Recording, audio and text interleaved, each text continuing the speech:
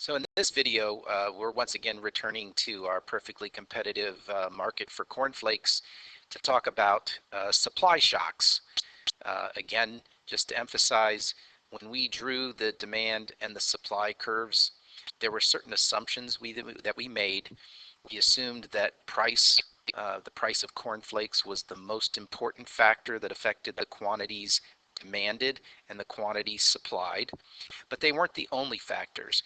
There were these other non-price factors or determinants of demand and supply, what we call our prime factors for demand or corset factors that cause the supply shocks on the supply side.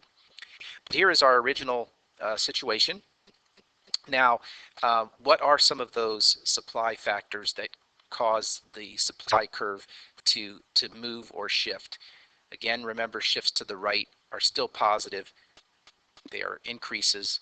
Shifts to the left are negative, decreases. It doesn't matter whether it's demand moving to the right or supply moving to the right, supply or demand moving to the left.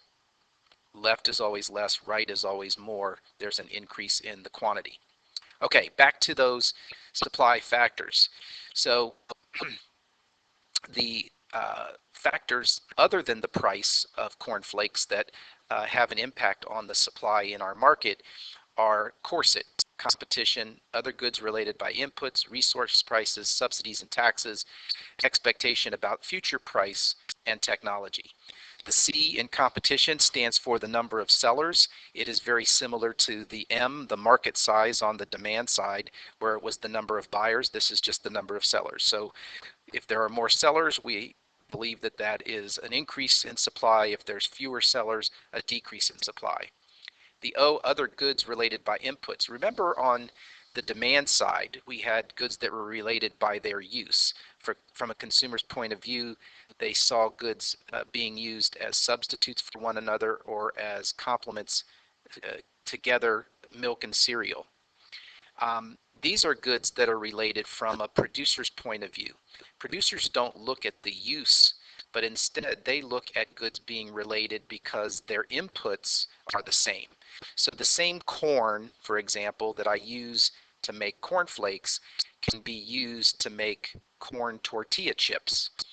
And so what we're saying is, if the price of those tortilla chips changes, it will have an effect on the supply of cornflakes, because obviously if I make more tortilla chips, I have less corn to make cornflakes.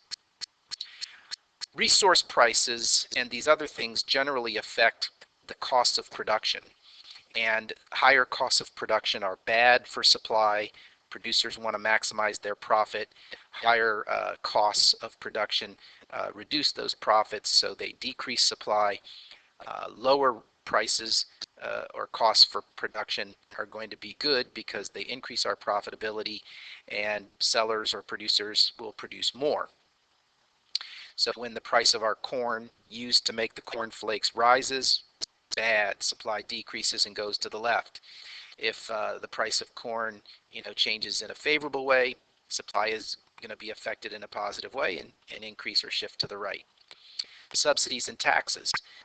Taxes are bad. They're treated just like another cost of production, and subsidies are the opposite side of a tax, right? That's when the government is giving money to support the production. And then expectations about the future price. If I, again, want to maximize my profit, I want to sell for the highest price I can. So if I'm a seller and I think the price is going to go higher next month, I'm going to want to decrease my supply in the present, so shift supply left on the graph for today, in order to sell it in the future at the new higher price. If I think the price is going to go down, I'm going to do the opposite, right? I want to try to increase supply, sell them today, shift supply to the right before the price drops. And technology reduces our costs of production.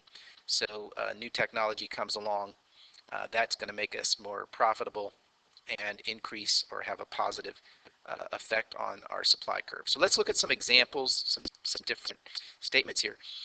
So what happens in the cornflake market if the price of corn falls? So corn is an input, right? We need corn in order to make cornflakes.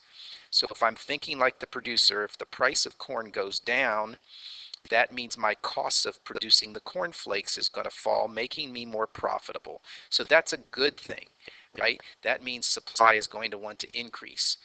We show that increase in supply by shifting it to the right. Right is more, because now sellers, producers want to provide more cornflakes at every price because their costs are now lower than they were before the drop in the price of corn.